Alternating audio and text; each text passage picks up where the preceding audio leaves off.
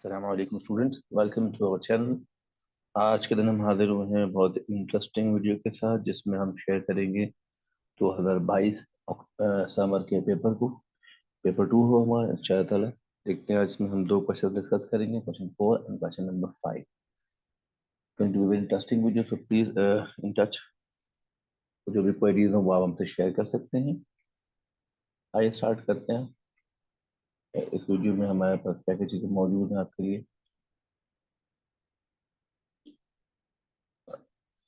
2022 मई जून paper 2। फिर हमारा जो आज का पहला क्वेश्चन है 4 में कहा जा रहा था डायग्राम शोज अ पेंटागन। पेंटागन मींस एक डायग्राम है जिसकी 5 साइड हैं। उन 5 साइड में से आपको 4 साइड की लेंथ दी है, अलबत्ता ये साइड की लेंथ गिवन नहीं। Now calculate the area of the pentagon. अच्छा, चूंकि ये शेप कुछ इरेगुलर शेप लगा तो हमने डिसाइड करा कि क्यों ना इस शेप को ब्रेक कर लिया जाए। तो हमने यहाँ पे एक लाइन ड्रॉ करी, परपेंडिकुलर लाइन ड्रॉ करी, और यहाँ से इस डायग्राम को ब्रेक किया, जिसकी वजह से हमें नजर आ रहा है कि ये साइड आप देख रहे हैं, ये 4 के इक्वल हो जाएगा और ये साइड अब जो है वो 8 के इक्वल हो जाएगा। क्यों? क्योंकि ये टोटल लेंथ 12 थी, ये लिहाजा ब्रेक हो गया दो पार्ट्स में। इससे हमें फायदा ये हुआ कि अब हम देख सकते हैं एक ट्राइंगल और हम देख सकते हैं एक रेक्टेंगल। रेक्टेंगल की बात करते हैं, ट्राइंगल ट्राइंगल का एरिया कैसे कैलकुलेट किया जाता है। फॉर्मूला वही है, half into base into height. अगर आप ट्राइंगल को फोकस करें तो ट्राइंगल की बेस है 8 और हाइट हो जाएगी यहाँ पर 6। सॉल्व करेंगे, सिंप्लीफाई करेंगे। आई होप आपने कैलकुलेट कर लिया होगा। The area is 24 centimetre square. Now area of rectangle की तरफ चलते हैं। रेक्टेंगल का एरिया का फॉर्मूला होता है length multiply by width. Length है रेक्टेंगल की 15, विड्थ है यहाँ पर 4। मल्टीप्लाई कर लेते हैं जनाब, तो ये बन जाएगा area of rectangle which is 60 centimetre square. Now उसने कहा था इस पूरे शेप का ये चाहिए, लिहाजा अब हम इन दोनों एरियाज को ऐड कर देंगे, एरिया ऑफ ट्रायंगल को और एरिया ऑफ रेक्टेंगल को। इस तरह से हमारा ये आंसर आ जाएगा 84 centimetre square, the area of the whole shape.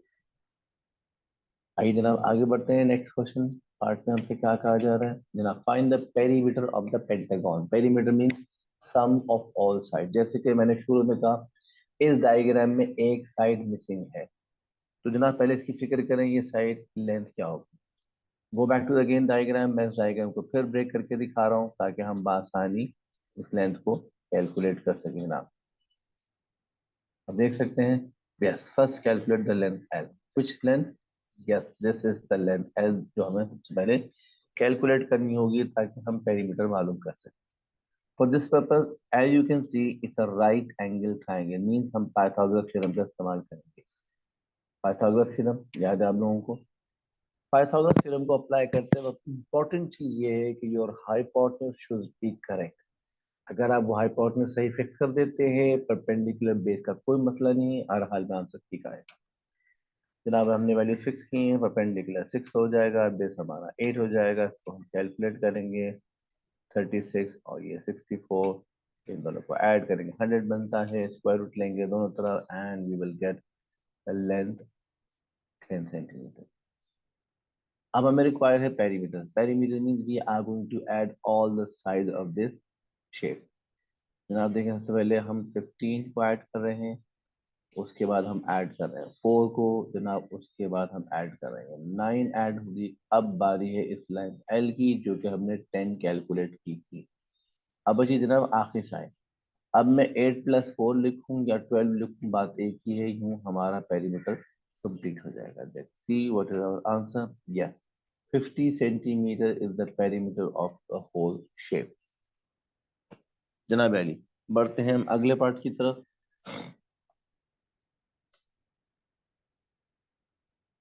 अगले पार्ट में हमसे कहा क्या कहा जा रहा है, आइए देखते हैं जी। Volume of a sphere, formula भी गिवन है, वॉल्यूम भी गिवन है। Yes we are looking for the radius. Radius कैसे कैलकुलेट होगा? Let's substitute value. वॉल्यूम को हम रिप्लेस करेंगे 252 सेंटीमीटर से, और इसके अलावा we don't know what is radius, remember, तो पाई भी वहीं रहेगा और रेडियस भी हमें नहीं मालूम। अब क्या किया जाए, चलो सिंपल अलजेब्रा। रेडियस कैलकुलेट करना है तो हमें आर को सब्जेक्ट बनाना होगा। मींस आर के पास जो कुछ भी आपको नजर आ रहा है ये सब यहाँ से रिमूव होंगे। मींस 2527, अब देखें क्या करने वाले हैं हम, सब्जेक्ट बना रहे हैं आर को।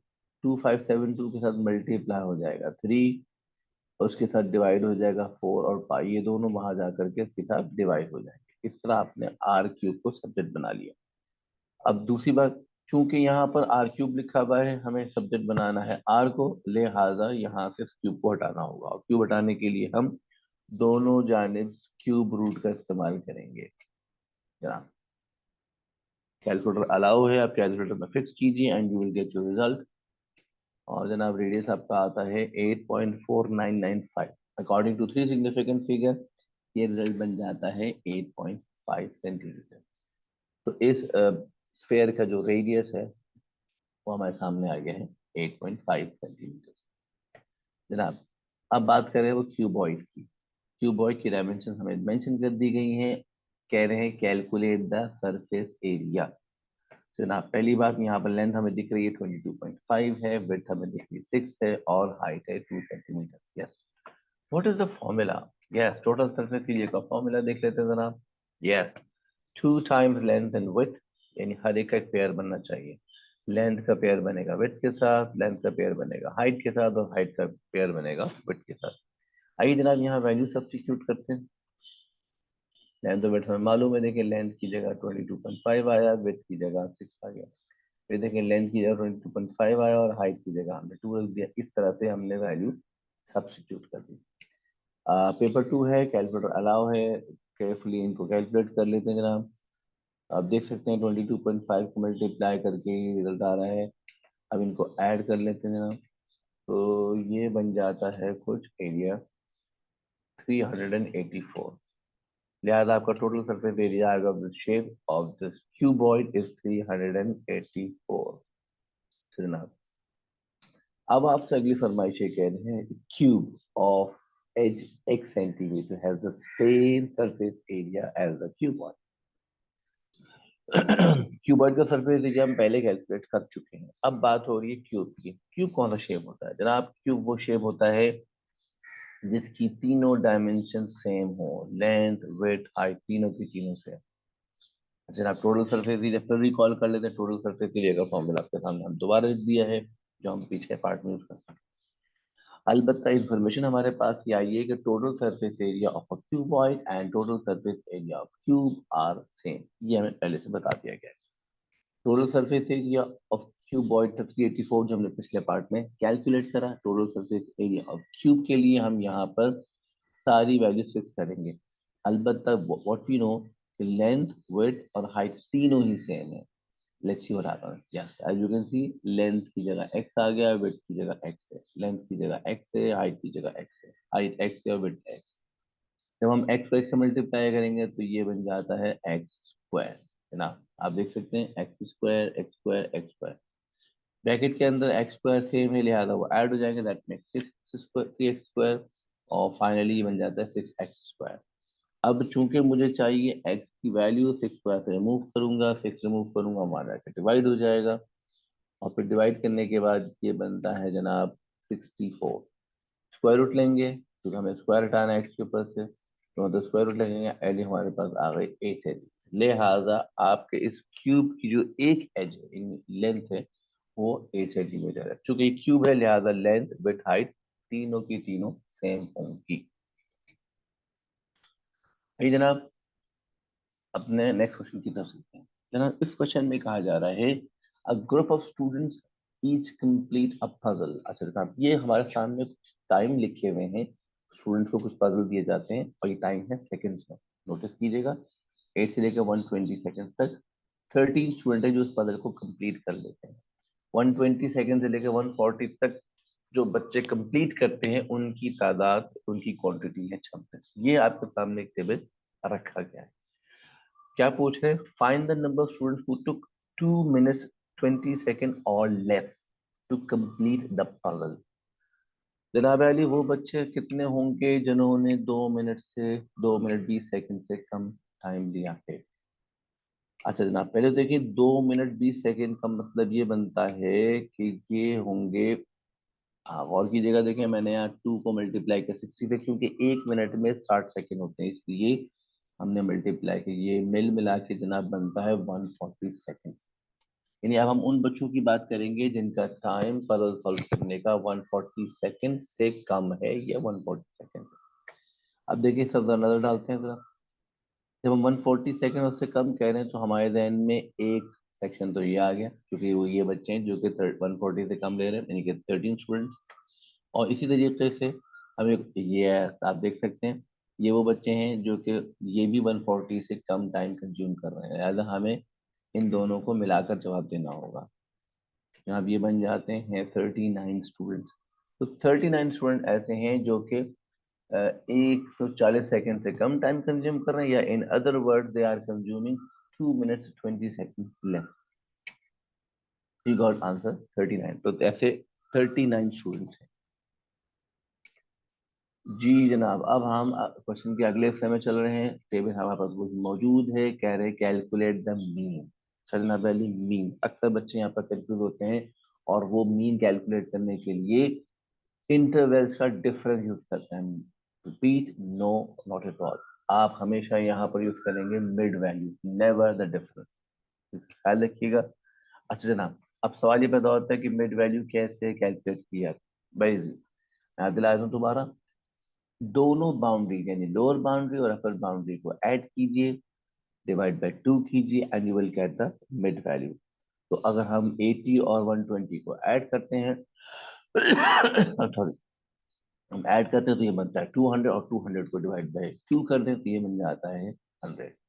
बिल्कुल इसी तरीके पर हम बकिया मिड वैल्यूज भी कैलकुलेट करेंगे, यानी 120 और 140 को ऐड करेंगे, दैट मेक्स अप टू 260। 260 का हाफ करेंगे, that is your mid value 130। बिल्कुल जनाब अली, इस तरीके से हम मिड वैल्यू निकालेंगे यहाँ पर, और बिल्कुल इस तरीके से मिड वैल्यू निकालेंगे हम यहाँ पर। तो ये एक अहम तरीन काम है जो आपने परफॉर्म करना है टू गेट द मीन। अगला स्टेप है, मैं आप देख रहे हैं यहाँ लिखा हुआ है एफ टी, मतलब फ्रीक्वेंसी को और मिड वैल्यू को मल्टीप्लाई किया जाएगा। कौन सी फ्रीक्वेंसी? ये देखिए जनाब, 13 फ्रीक्वेंसी को उसके कॉरेस्पॉन्डिंग मिड वैल्यू से मल्टीप्लाई करके यहाँ लिखा जाएगा।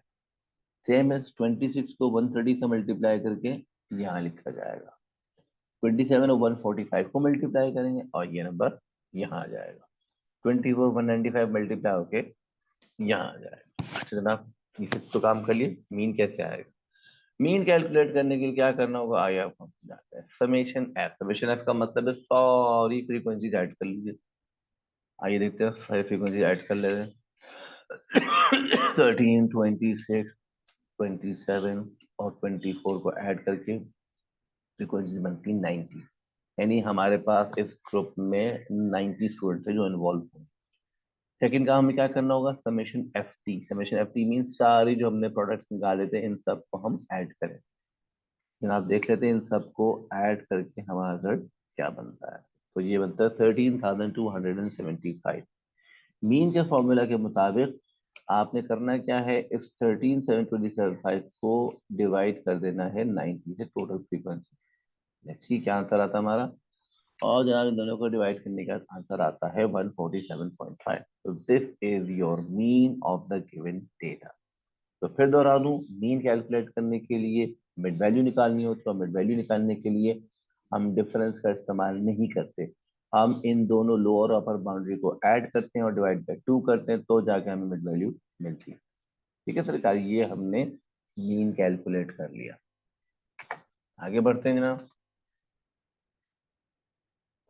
A group of adults also completed this puzzle. Cumulative frequency graph for their time. Use the cumulative frequency diagram to complete this. अच्छा, पहले बात हो रही थी बच्चों की, अब बात हो रही है एडल्ट्स की। और एडल्ट्स के लिए उन्होंने ये जो इंटरवल बनाए हैं और वहां पर वो एक कम्युलेटिव फ्रीक्वेंसी कर्व भी बना चुके हैं। अब वो ये कह रहे हैं इस कम्युलेटिव फ्रीक्वेंसी कर्व की मदद से आप बताइए कि यहाँ पर इस टेबल में फ्रीक्वेंसी क्या होनी चाहिए। ये अब हमें यहाँ पे ढूंढना होगा। अच्छा अभी काम कैसे होगा, आइए देखिए। सबसे पहले हम देख रहे हैं कम्युलेटिव फ्रीक्वेंसी एट 100। मतलब क्या है, कम्युलेटिव फ्रीक्वेंसी एफ 100 पर क्या आपको कम्युलेटिव फ्रीक्वेंसी नजर आ रही है? देखें जरा, ये काम कैसे होगा। आप देख रहे हैं मैंने 100 से यहाँ पर जाके और फ्रीक्वेंसी को चेक किया। जनाब ये कितना बनता है 8। इसका मतलब हाँ ये देखे दिख रहा है, इसका मतलब ये हुआ कि वो लोग जो 100 से नीचे हैं वो कितने 8 लोग हैं, वो तो नजर आ रहा है। तो ये चीज हमारी कंफर्म हो गई हाथ के हाथ ये काम कैसे हो रहा है। अब आइए जनाब, वो कम्युलेटिव फ्रीक्वेंसी एट 150, इसका मतलब क्या है? 150 पे आप कम्युलेटिव मार्क लगाइए, वहां जाके फ्रीक्वेंसी देखें एंड चेक दिस आउट 30। तो मैं क्या कर रहा हूँ, जहां जहां मेरे पास इस टेबल की इंफॉर्मेशन दी है, हर पॉइंट की मैं कम्युलेटिव फ्रीक्वेंसी निकाल रहा हूँ। आप गौर कर रहे होंगे 100 यहाँ पर दोनों जगह सेम है, लिहाजा एक ही दफा कम्युलेटिव फ्रीक्वेंसी निकलेगी। इसे मैं मालूम करूंगा कम्युलेटिव फ्रीक्वेंसी 200 पे, तो मैं 200 पे जाऊंगा, आप देख सकते हैं ग्राफ पे ये आई मेरी फ्रीक्वेंसी पे रिजल्ट, इट इज 66। सिमिलरली 250 की हम बात करेंगे, 250 से लाइन ड्रॉ करेंगे यहाँ पर, ये यहाँ पर आएंगे, देखा टच किया और ये बनता है 112। अब जनाब अब आया है अहम तरीन मरहला, और वो ये है, अब 300 पे भी देख लीजिए, वो तो वैसे नजर ही आ रहा है 300 पे, ये 300 पे हमारी कम्युलेटिव फ्रीक्वेंसी 120 है। जी जनाब पहली, अब हमें इन इंटरवल्स को फिल करना है कि आखिर इन इंटरवल्स के दरमियान फ्रीक्वेंसी क्या है, कम्युलेटिव फ्रीक्वेंसी आपकी कैसे हेल्प करेगी। उसने कहा 100 से लेके 150 तक, ये है हमारा पहला ग्रुप, 100 से लेके 150 तक। तो जनाब 100 से लेके 150 तक अब आपने क्या करना है, इन दोनों फ्रीक्वेंसीज को सब्ट्रैक्ट कर देना है कि आखिर इनके दरमियान कितनी वैल्यू है। जनाब ये बनती हैं 22 वैल्यू। तो 22 पीपल ऐसे हैं जो कि पजल सॉल्व करते हैं और वो टाइम कंज्यूम कर रहे हैं 150 से लेके 100 सेकंड्स तक। जनाब दूसरा टेबल की तरफ चलते हैं, दूसरा हिस्सा हमारे पास है, इसमें लिखा कि 150 से लेकर 200 तक कितने लोग हैं। तो 150 पे कम्युलेटिव फ्रीक्वेंसी है 30, जनाब ये वाली देख सकते हैं आप, और यहाँ पर कम्युलेटिव फ्रीक्वेंसी है 60। हम इन दोनों को करेंगे सब्ट्रैक्ट और हमारे पास जो आंसर आ रहा है वो आ रहा है 36। इसका मतलब ये है कि हमारी कम्युलेटिव फ्रीक्वेंसी यहाँ पर आ जाएगी 36, ये फ्रीक्वेंसी आ गई इस ग्रुप की। फिर जनाब अली अगला ग्रुप है 200 से लेकर 250 तक। 200 की कम्युलेटिव फ्रीक्वेंसी मौजूद है, 250 की भी कम्युलेटिव फ्रीक्वेंसी मौजूद है, मींस यस आपने बिल्कुल सही जवाब दिया। इन दोनों को हम करेंगे सब्ट्रैक्ट, 112 से लेके 166 तक, और इनको माइनस करके आंसर आ रहा है यस 46। अब ये 46 यहाँ पर रिप्लेस हो जाएगा। आखिरी हमारा ग्रुप है 250 से लेकर 300 तक। जनाब देख लीजिए 250 की कम्युलेटिव फ्रीक्वेंसी भी है, 300 की कम्युलेटिव फ्रीक्वेंसी भी है, यस वेरी गुड। अब हम इन दोनों को सब्ट्रैक्ट करेंगे and this is the way we got the frequency between this group, yes and you write here. तो आपने देखा हमने किस तरीके से कम्युलेटिव फ्रीक्वेंसी कर्व की मदद से इस टेबल को कंप्लीट कर लिया है। अच्छा एक अहम तरीन बात, चूंकि ग्राफ गिवन था लिहाजा अब डिस्क्रिपेंसी बिल्कुल एक्सेप्ट नहीं की जाएगी, ये आपका ख्याल रखिएगा। चूंकि ग्राफ गिवन है, ड्रॉन है, पहले से आपने नहीं बनाया, सबको एक ही ग्राफ मिल रहा है, लिहाजा यहाँ पर डिस्क्रिपेंसी एक्सेप्ट नहीं की जाएगी। Your answer should be accurate and exact. जनाब Ali use the cumulative frequency graph to estimate the median. अच्छा जी, अब उसी ग्राफ को जो आपके सामने हमने पिछले पार्ट में शो किया की मदद से आप बताएंगे मीडियन। मीडियन क्या होता है भाई सर?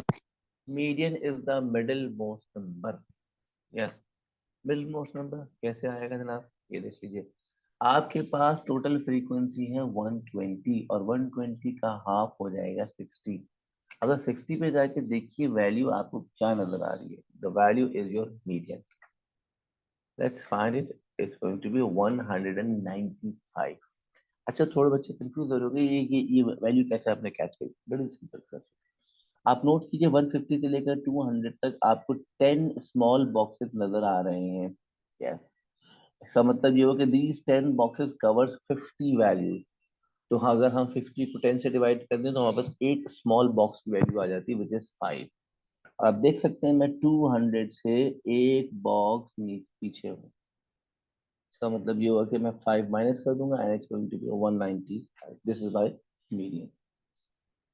अच्छा सरकार अब क्या कह रहे हैं आपसे वो, हाँ ये सर सवाल देखने का थोड़ा सा तवज्जो तलब है, आपकी फुल कंसंट्रेशन चाहिए। Yes thank you.